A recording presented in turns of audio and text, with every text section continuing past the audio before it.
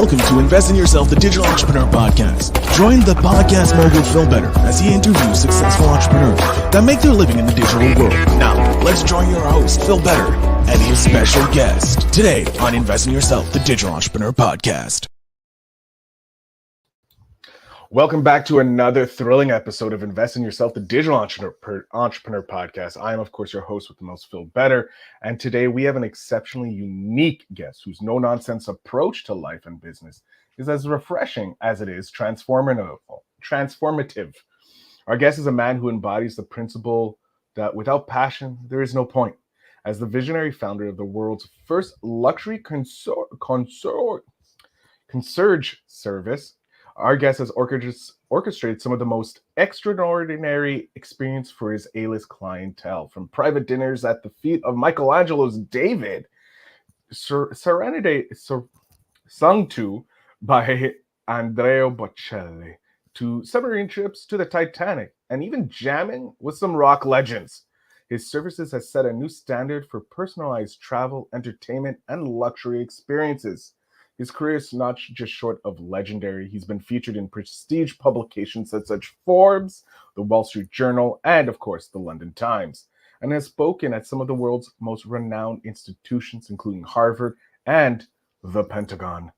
His clientele includes royalty, presidents, and some of the most famous personalities across the globe.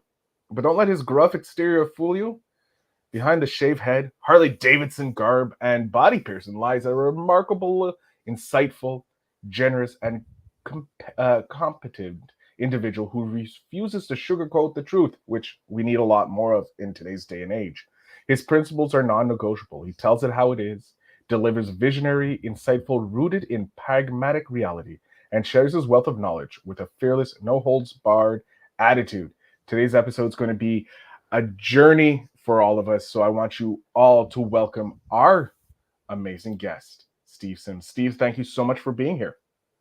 Thank you very much for that intro. I've got to live up to that now, so thank you. You're very welcome. That's the reason why I do an extra high intro, to make the pressure on the guest and less on me. Yeah, it's there. I can feel it. But Steve, I want to thank you so much. I'm interested in how you got into the concierge service and everything you've done. But my first question is why? Why did you jump into this crazy world of entrepreneurship? I can answer that question and how I became a concierge with the exact same answer. Let's go for it. I spent most of my life pissed off. And that is usually what triggers people to either run in or run away. I was an East London boy. My family owned a construction firm. There was nothing for me. School would end and I would go and work on the building site. And it was just expected that that's what my life would be. But I couldn't understand why it was dictated from that early age. You know, I'd see my friends, you know, in a car or working in an office or wearing a suit to work. And I'm walking into a building site at 6 o'clock in the morning and coming home at 8 o'clock in the night, wet and damaged. I was pissed off. Now, we didn't have YouTube to get our information from. We didn't have Instagram to point out how inadequate our lives were. We didn't have any of that stuff. But in me, I was pissed off and I was aggravated. And the beautiful thing about being aggravated is you do something about it. Mm-hmm. You know, if you're bothered about something, that is the point where you go, oh, well, that's okay. And then you settle. Or you go, oh, I hate that. I'm going to do something about it. Whether it be a scratch on your car, a little hole on the wall, or how your life is. Aggravation is a great way of motivating you to do something different. And so I broke out and tried to have conversations. You know, this was pre-podcast. This was in the 90s. I tried to have conversations with people that I thought had everything, you know. And first of all, I remember the first millionaire I ever spoke to. And I thought, oh, my God, this guy could afford England. You know, he's a millionaire. And then you soon realize that in today's world, especially if you're a millionaire, you're still broke. You know, I hate to say it, but if you're living in Manhattan or Palm Beach and I live here in LA, if I'm a millionaire, I'm screwed. You know, I've got kids in private school, I've got a car, you know, I'm not buying islands being a millionaire. So you suddenly notice the actual facts of what wealth, richness, what they are. So I went on a journey to try and interview people, and I openly said I was podcasting before podcasting existed. Now, here's the key. Here's the first takeaway for anyone listening to this. I wanted to talk to wealthy people and ask them this one question. How come you're wealthy and I'm not? What's your tricks and tips? That was what I wanted to ask them, okay? Couldn't find any books. Of course, YouTube didn't exist. I didn't have any groups or communities that I was part of. And in order for them to have a conversation with this kind of like bald-headed biker that I was then and I am now, is I had to bring something to the party. I had to bring value. So if I saw a guy turn up in a really nice car, I would literally walk up to him and I'd go, hey, I saw your car. It's a beautiful car. My guy down the road is a detailer, and I'm telling you, he's the best detailer in the area. I'd love to make an introduction because I know that you're going to want that car to stay pristine every time you go out. You're in England, so it's always getting rained on. Maybe I could make an introduction. He'd obviously bought a shiny car. He was obviously driving into the pub because he wanted to show off. He's going to want nothing better than to make sure it looks good. So just something like that. It was costing me nothing, but entering me into a conversation. And so I'd make the introduction. I'd give him the phone number. And then I'd be like, hey, I've got to ask you, what makes you so successful that you can afford a car like that? And I got into those conversations. Along the way, I ended up being a doorman of a nightclub. God designed me to be big and ugly, so it seemed to be my natural fit. And on the door, I was with two other meatheads. And these meatheads, all they wanted to do was to save the blood off the shirt and go on with the hottest girl in the night, okay? But we're entrepreneurs. It's like we're, Neo from the Matrix. We see things differently. And I'm on the door with these other two meatheads. I'm suddenly getting a PhD in human psychology. I'm actually getting to see human interaction. I'm getting to recognize those people that pretend that they're wealthy and those people that are wealthy, and I could see the pecking order and the natural gravitational pull of those kind of people and how they recognized each other. So I'm getting all of this education from the door, and I'm like just picking out people in the crowd going, hey, what are you here for? I'm just taking out for a date. Let me look after you. And so I started just kind of like looking after people in the clubs, getting them into other clubs, getting them into premieres, getting them into fashion shows. And it grew. I went from getting people into nightclubs that they weren't on the list to literally working for Elton John for 8 years for his Elton John Oscar party here in Los Angeles. I've worked with Ferrari, Tiffany, Piaget. I literally have worked for the richest, most powerful people in the planet. And for that reason, I've been able to pull off some amazing things. But I never did it for the money. My business was a Trojan horse. Yeah, I'll get you a piano lesson with Elton John. Yeah, I'll get you to play drums with Guns N' Roses. Yeah, I'll send you down to the Titanic with James Cameron. But I want to have dinner with you, and I want to ask you, how come you became wealthy? Well, how do you look at investments? How do you view opportunities? How do you fire people? How do you hire people? How do you trust people? And I was getting all of this knowledge in the end, after 25 years, I sold the company. I wrote a book, which I didn't think could go anywhere, called Bluefishing, The Art of Making Things Happen. It became huge. It became a bestseller in like 8 different languages all over the planet, did really, really well. And all of a sudden, people are like, can you come and train my sales group? Can you come and educate us on how to actually connect with people, start a conversation? And my wife and family have always found it hilarious that an East London biker that speaks like this is teaching companies like Sotheby's and Tiffany's on salesmanship's connection and the art of communication. It's hysterical. And that's what I do now. I literally travel the planet. Second book came out last year called Go for Stupid, The Art of Achieving Ridiculous Goals. But it all started, and still today, you can probably get this from my energy, I'm curious and I'm aggravated. And when you marry those two together, shit gets done. I love it. It's funny because I see a little bit of myself in you, Steve. I started this podcast because I didn't have any clue on how to be an entrepreneur. I didn't have any entrepreneurs around me. And I'm like, I know how to podcast. I'm very good at talking with people. I love hearing people's story. I'm curious about people, how they became an entrepreneur. And apparently people like talking about themselves, so they're very welcoming to come on the podcast. So I have, like, I always say, this is my masterclass to learn from amazing people like yourself, Steve. And I see that you were doing what I'm doing way before the idea even popped into my head. And I love that you were like, yeah, I have these connections, but I'd rather help you get where you want to go before helping me, because helping someone else before you help yourself, that leads to you being where you are today, helping people be able to have piano lessons with the great Elton John and play drums with Guns N' Roses and all the crazy stuff that you've probably helped people achieve their dreams. Yeah, it's been fun. It's been fun, but as I say, I've never cared about the red carpet. I literally, me and my wife, we've walked the red carpet for probably every major event and award show you can think of in the planet, whether it be Super Bowl, the Macau Fashion Week, the Monaco Yacht Fair, whatever it is. I guarantee you I've had my feet on it. And it was 25 years, but I never did it because I wanted that life.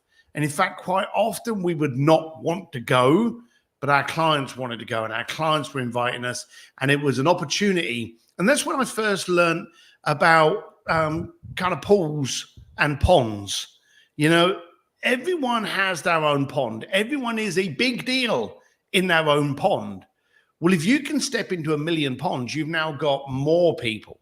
So I was always very, very early to learn that I want to get into successful people's ponds, because in that pond, that's where other successful people are. So I may not want to go to a yacht fair in Monaco, but if the starting yacht is $20 million, isn't that where I want to be?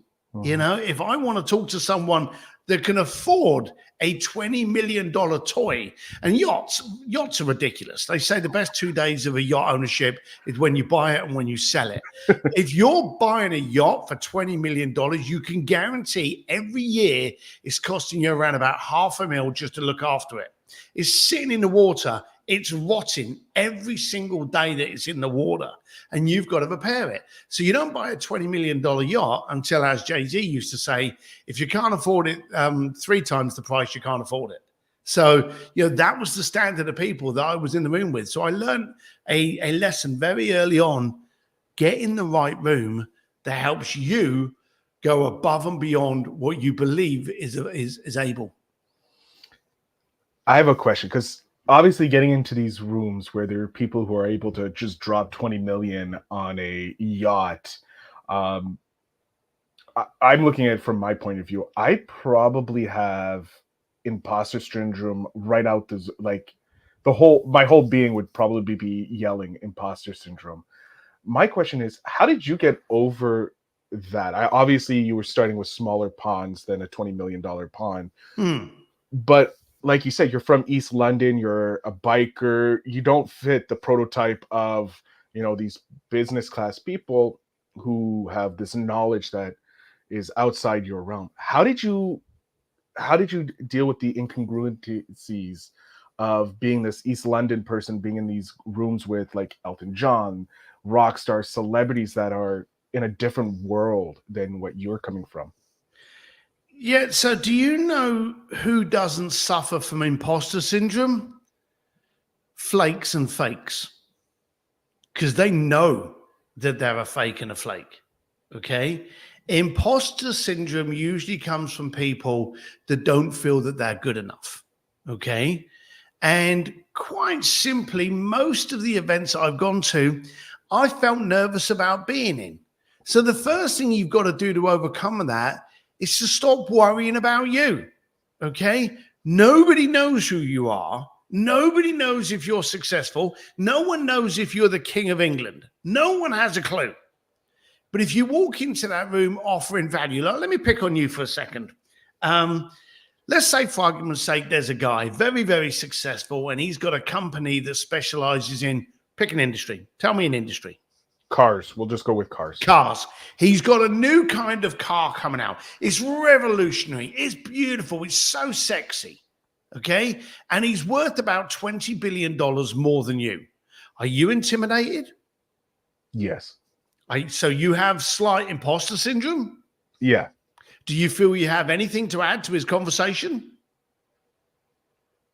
On cars, probably not, but Do you think you can bring any value to the conversation with him? I think I could. How? By sharing how using a podcast can leverage sales of the car. There you go. See, here's the thing. I always play something called the barbecue game, and anyone that's ever heard me speak knows this game, so I'm not going to play it with you just in case, plus the fact it's long. But what I do is I go into a room, and when people have this imposter syndrome, I turn around and go, okay, let's play a game. And I'll usually pick on always a guy, never a girl, because girls get the answer right the first time. But I always go out and I usually find a guy, and it's usually some thick-set guy, pretty much probably looking like me. And I go, hey, you know, do you want to play a game with me? And he's like, yeah, okay then. And I say, right, I'm having a barbecue this Saturday. You happen to be in LA. And I go, do you want to go to my barbecue? And you say yes. What is your first question once you've accepted my invitation? And he looks at me and he goes, well, what would your first answer be? Do you need me to bring anything? That's why I never ask a girl. Now, I'm not implying you're a lady, but I think you've been set up here. But usually if you hit one of these guys, hit hard and fast like that, with that kind of, and I intentionally speak to them quickly to put them on their back foot, they go, what time is it? Perfect question. 7 o'clock. What's your next question? What do I wear? Excellent question. Jeans and a t-shirt would be fine. It's very casual. What's another question? What food do you serve? Oh, I got ribs, I got chicken and everything. Would there be anyone famous? Yeah, there'd be some folk. Can I take pictures? Yeah. And I run through it, and then eventually they turn around and they go, oh, anything I can bring? And I go, congratulations. You asked 7 questions that selfishly looked after you before you asked one that would look after me. The point of any conversation is to stop looking at how inadequate you are, how you look, because I guarantee you, I don't care how expensive your car is, someone over there has got a more expensive car and has probably got 10 of them. I don't care how expensive your watch is. That guy there's got a watch on that's worth your house. The best way to compete is to not compete and to be different and bring value. I don't want to try and upstage you on my house is bigger than yours, my beach is bigger than yours, my yacht's bigger than yours. I want to be able to say, hey, you've got this car. Do you know I know nothing about cars? But I'm a pretty damn good podcast host, and I've got a great community. Would it help you if I was to talk about why you're building this car on my podcast and distribute it to my following? Now you're bringing a value. All of a sudden, you are no longer trying to compete for attention, trying to compete and, puff chest on how more successful than you are. You're now a value add to that relationship. So whenever I went to anybody, I would always try to be a value. I know we're tight on time, but I'm going to give you a quick story, Please. which will give you exactly how it worked. And this is to the point of what I did. There was a Silicon Valley investor, and he was involved in any of the biggest unicorns, the Ubers, the Tinders, all of these different brands and companies. He was an early investor in a lot of these things. So he was really good. Everyone wanted to get to him. I wanted to get to him. Now, I wasn't giving a shit whether or not he was buying tickets off me to go and hang with Elton John. I wanted to get into his circle because, again, his circle was the pond I wanted to play in, and I hadn't broken into yet. I was dealing with nobody in the Silicon Valley billionaire market, and that's where I wanted. I was in Hollywood, I was in Monaco, I was in Russia, I was in Korea, I was all over the planet, but I wasn't in Silicon Valley. So this guy was the king of this area. So I stalked him. How do you stalk him? Instagram, Facebook, looking on Google, and and I found out a charity that his wife supported that he was talking about going to. So I invested in a ticket to this charity event. Okay. Luckily for me, it was actually in Los Angeles, so I didn't even have to travel very far. So I went to this event knowing exactly who he is and having one goal on my mind: to get in his face. That's what I wanted. I needed to be in there. So I waited. And when he walked in, everyone was all over him. And then they would move off. And then another load of people would move on. And they would move on. And then another wave would. And it kept on. And I just stood at the side of the bar waiting my turn. Now, I knew I was going to meet him. So I got my team and I went, what's this guy working on? And we looked up some reports and some podcasts, and we found, and he was naming a few companies, and we went, okay, people love threes. For some people, for some reason, people like odd numbers. 3, 5, 7, 11, 9. They love odd numbers. So I said, right, we need to come up with 3 reasons one of those companies is going to fail. Okay? Because people hate pain. Okay? So we went through it, and we found 2 things that, you know, we were wondering that could be a problem to him in one of these companies that he had talked about. Couldn't find a third. And funny enough, the color of his logo in some country, I don't know, just outside of Pakistan or something, that color meant evil, you know? And that's the only bloody thing we could come up with for number 3. So weak. But anyway, I waited and I waited and I waited. And all of a sudden, he had an empty spot. Now, there was him and about 5 goonies stood around him. These little dweeby little guys just looking up to him and sucking up to everything he said. And all of a sudden, he was on his own. So I grabbed my old-fashioned and I walked over to him. Now, I'm 240 pounds of ugly. When I start walking towards you and I'm locked in eye contact, you know I'm coming, all right? This guy's looking at me thinking, oh, shit, who's this guy? And whenever you come up to anyone, whether it be you, and I can guarantee you this has happened to you, people know the podcast and therefore they think they know you. So when they meet you, they go, hey, Phil, and you have no idea who they are. So it gets you nervous. You amplify that 1,000,000 times. And this guy's thinking, who's this guy? Does he want me to invest in his new widget? You know, is he looking for a job? Who is it? And that's running through his head. So what you do is you turn off that worry valve. And I don't care if this is a podcast host. I don't care if this is someone in your local area you want to connect with. But this guy was a multi-billionaire Silicon Valley investor, and he was concerned why I was coming over to him. So I said to him, Mr. So-and-so, please excuse me for interrupting. You don't know who I am. My name's Steve Sims. I just declared you don't know who I am. So he can calm down now. The reason for me coming to you, now I'm giving him a reason. So again, he can calm down. As I said, me and my crew back in the office, we were talking about one of these companies that you had mentioned in a podcast, and we were using it as a case study, and we came up with 3 reasons why that company could fail. Would you like me to share those with you?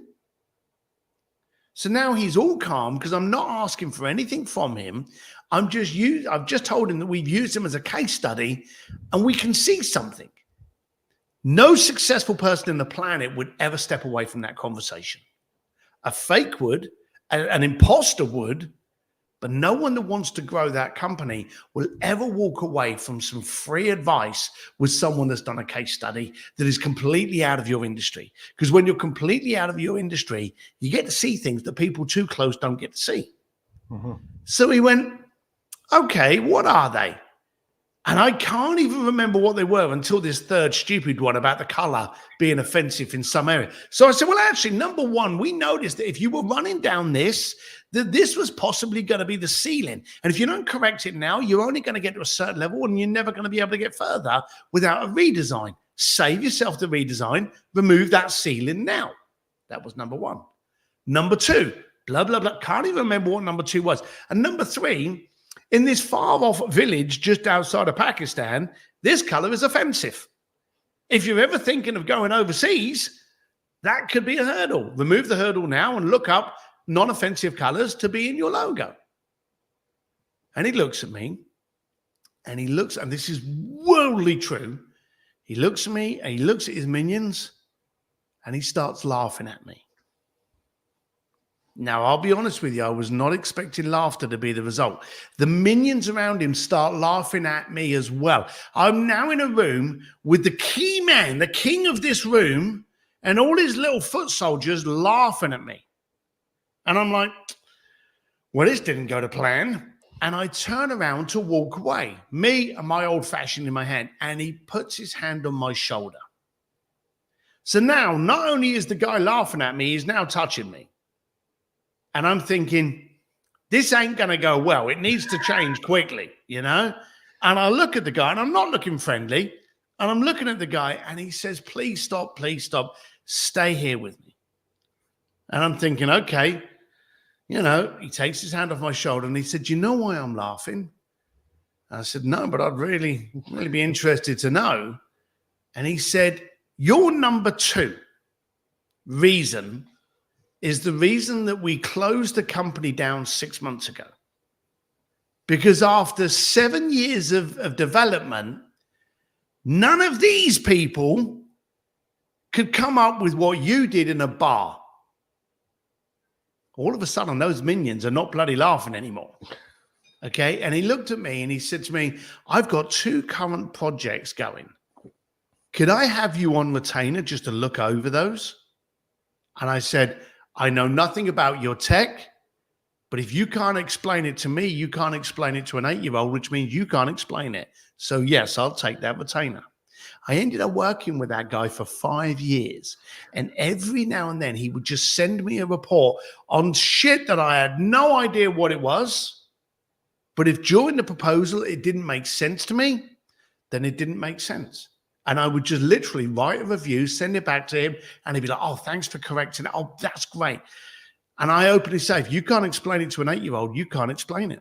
And I worked with him for a long time. And of course, I got into his pool. And that's how that happened. That's insane.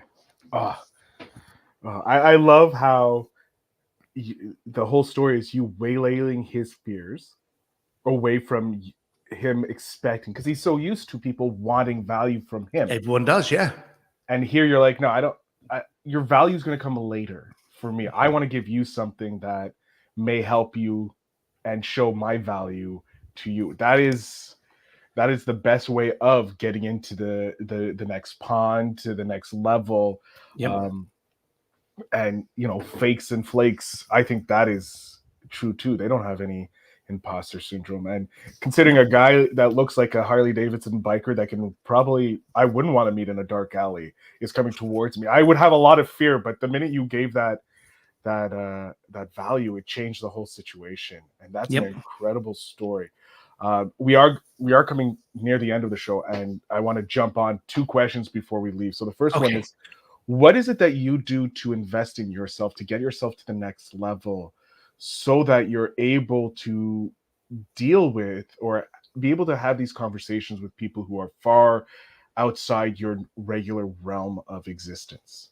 You got to get into different rooms. I'm constantly trying to find different ponds, different sand pits, and different rooms that push me. The world is made up of poor, cynical, excuse-laden people, and you want to make sure that you don't spend your days with those. So I have a room called Sims Distillery. That's my personal community. I don't care if anyone joins Sims Distillery, but I do care that you pick the room that you can get into. Not that you are the best person in the room, that you are the person that can be pushed, provoked, and aggravated enough to up your game. So I'm constantly trying to find rooms that I can walk into that people go, really? Well, why don't you try this, and daring me to be different? I love that. That's a great piece of advice for anybody to up their game and invest in themselves. Just push yourself, constantly push yourself to be in rooms where others aren't, and be open to saying yes to the challenges of life. With that, I have your 10-year-old self, who's taller than I am now, which is scary. Feels like he will break my legs if I don't give him a candy bar. But I would love to know, what's one piece of advice you would love to be able to hand back to your 10-year-old self? Do you know, you often get asked this, you know, if you could go back in time, what would you tell yourself? And I've got the answer, and I've heard it a million times, so I'm prepared to give you the exact same answer. And you know, in all the times, in like 10 years that I've been doing what I do now, that I've been asked that question, my answer has never changed. I would tell them to stay off the cheap whiskey because it'll rot your guts.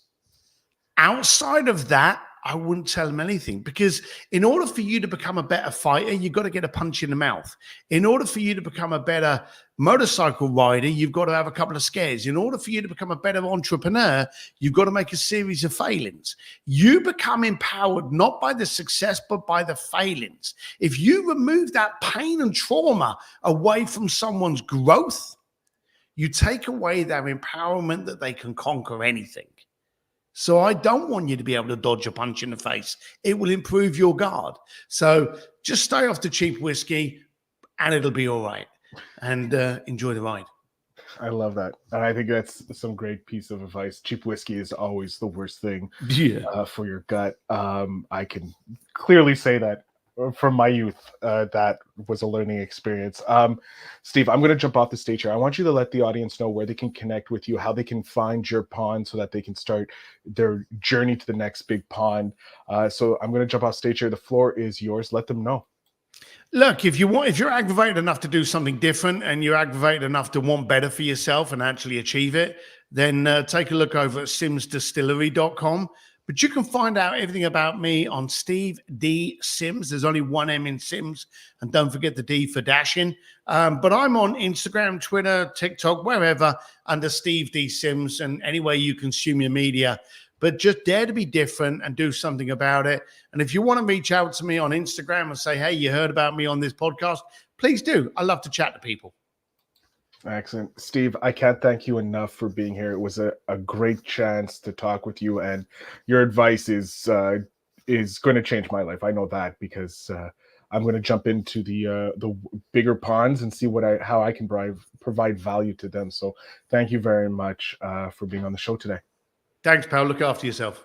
Thank you. To my audience, make sure you check out the show notes down below. That's where you're going to find all the great stuff to connect with Steve and be part of his community. So I thank you very much. And as always, remember to invest in yourself.